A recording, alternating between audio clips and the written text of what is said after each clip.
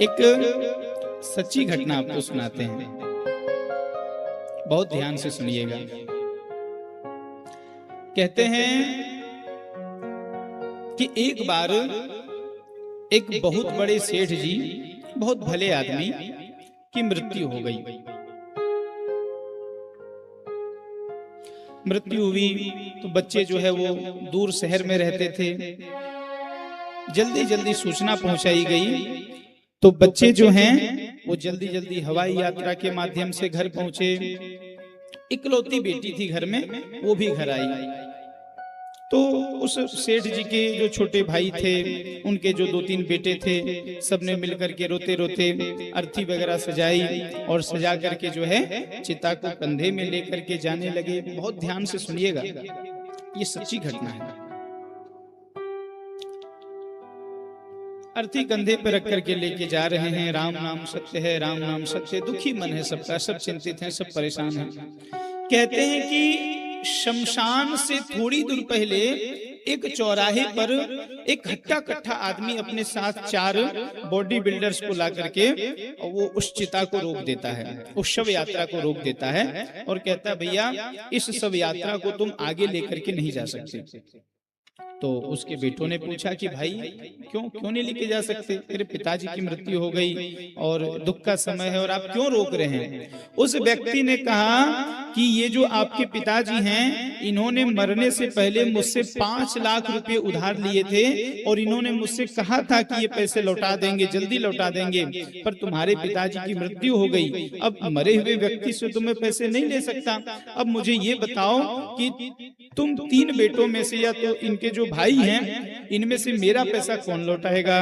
क्योंकि जब तक मेरे पैसे नहीं लौटाओगे तब तक ये शव यात्रा आगे नहीं जाने वाली। तो लड़कों ने कहा कि नहीं, आप ऐसे कैसे कह सकते हो? अरे मेरे पिताजी ने अगर पैसे उधार लिए होते तो कम से कम हमें बताते तो सही, लेकिन हमको बताया तक नहीं। और अगर हमको नहीं बताया तो हम कैसे मान लें कि इन्होंने पैसे लिए हैं?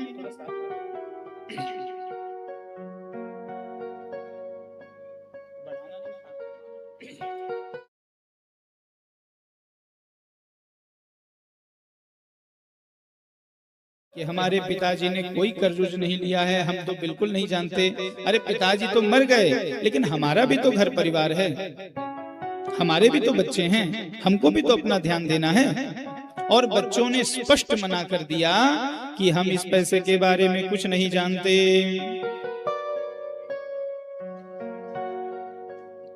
जब बच्चों ने बिल्कुल साफ साफ मना कर दिया तो भाइयों से पूछा गया।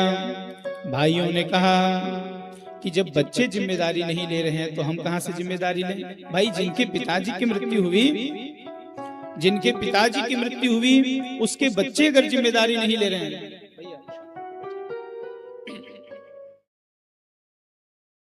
जिम्मेदारी तो बच्चों को लेनी चाहिए।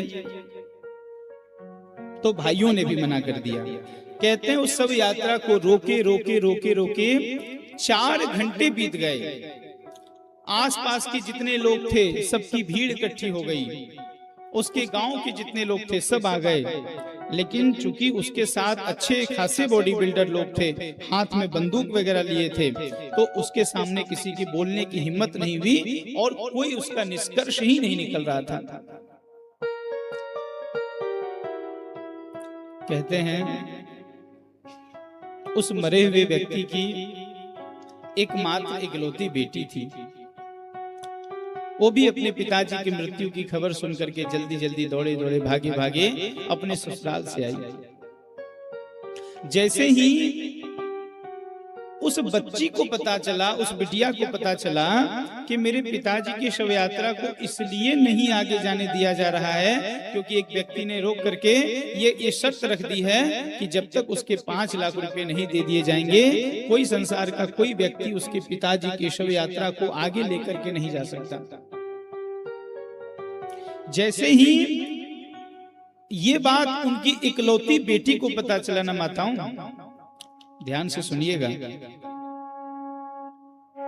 वो बेटी जितने पास भी उसके आभूषण थे जल्दी जल्दी में अपने ससुराल से जो भी गहने ला पाई थी, एक लाल कपड़ा निकाला, लाल कपड़े में भरा और बांध करके कहते हैं कि महिलाओं को शमशान जाने का अधिकार समाज ने नहीं दिया है। शास्त्रों में तो लिखा है, शास्त्रों में यहां तक लिखा है कि अगर बेटा ना हो तो भाई शव को जो है आग दे सकता है, भाई ना हो तो कहते हैं भाई का बेटा भी दे सकता है, और कहते हैं अगर कोई न मिल रहा हो तो स्त्री भी अपने पति को शमशान में जाकर के चिता दे सकती है। ये शास्त्र की लिखी हुई बात है। अगर किसी को इसमें संदेह हो और प्रमाण की आवश्यकता हो तो धर्म सिंधु नामक ग्रंथ का अध्ययन करे। उसमें स्त्री को भी शव यात्रा के बाद शमशान में चिता देने का अधिकार प्राप्त है। लेकिन समाज ने कुछ कुरीतियां फैला दी और बाद में दोष ब्राह्मणों के ऊपर मर दिया गया कि ये ब्राह्मणों ने स्त्रियों के ऊपर अन्याय किया है। ऐसा नहीं है, शास्त्रों में लिखा है।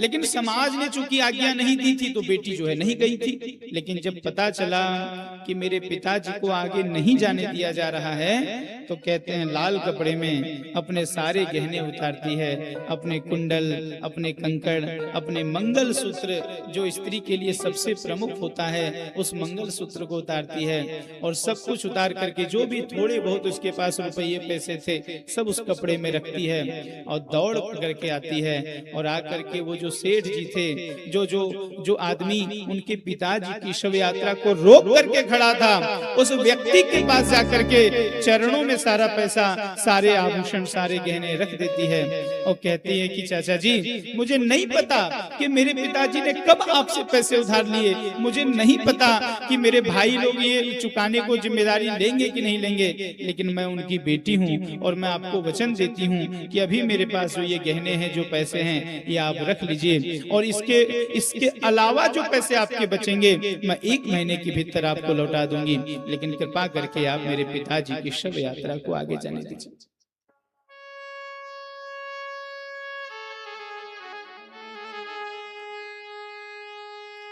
जब इस प्रकार की बात उसकी बिटिया ने कही ना हो, कहते हैं वो व्यक्ति तुरंत उस बच्ची को उठाता है, उठा करके हृदय से लगा लेता है और कहता है बेटी सच बात तो ये है कि आज से 4 महीने पहले मुझे मेरी अपनी बेटी की शादी करनी थी। मेरे पास पैसे नहीं थे, मैं कर्ज में अभी भी डूबा हुआ हूँ। मैंने अपने भाइयों से साथ मांगा, मैंने अपने बच्चों से साथ मांगा, मैंने अपने रिश्तेदारों से साथ मांगा, लेकिन सबने हाथ खड़ा कर दिए।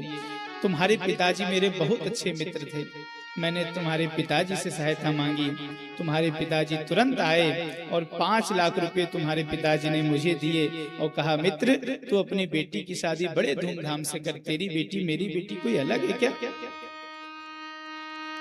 मैं कुछ ही दिनों में ये पैसे जो तुम्हारे पिताजी ने मुझे 5 लाख रुपए उधार दिए थे, कुछ ही दिनों में मैं लौटाने ही वाला था, लेकिन अचानक मुझे आज सूचना मिली कि मेरे मित्र की मृत्यु हो गई, तुम्हारे पिताजी की मृत्यु हो गई। जब मुझे ये पता चला मुझे बड़ा दुख हुआ, लेकिन मैं सोचा कि मुझे पता है मेरे मित्र ने अपने बच्चों को नहीं बताया होगा, मुझे पता है मेरा मित्र जो है मेरी सहायता किसी को बता करके नहीं करता था, मुझे पता था कि उसने घर में किसी को सूचना नहीं दी होगी। मैं सोच रहा था कि ये पैसा मैं किसे लौटाऊं, मेरा मित्र मर गया, इसका मतलब ये नहीं कि उसका पैसा मैं रख लूं। मैं सोच नहीं पा रहा था, मैं डिसीजन नहीं ले पा रहा था कि इस पैसे का असली हकदार आखिर कौन है। इसीलिए सारा खेल मुझे रचना पड़ा और तुरंत 5 लाख रुपए उस बिटिया को दे देते हैं और साथ में जाकर के पूरा विधि विधान भी संपन्न करवाते हैं। ये सच्ची घटना है। इसलिए देखिए मैं भी पुरुष हूं, मैं किसी की निंदा नहीं कर रहा हूं, लेकिन ये बात सच है कि अपने माता पिता के प्रति जितने सजग, जितनी सावधानी और जितना समर्पण बेटियां रख पाती हैं ना आज के समय में, मुझे नहीं लगता कि बेटे उतना रख पाते हैं।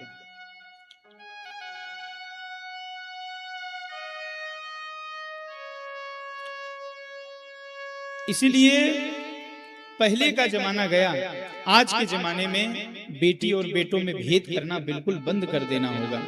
आजकल बेटियां भी अपने माता पिता का उतना ही ध्यान रख रही हैं जितना बेटे रख रहे हैं।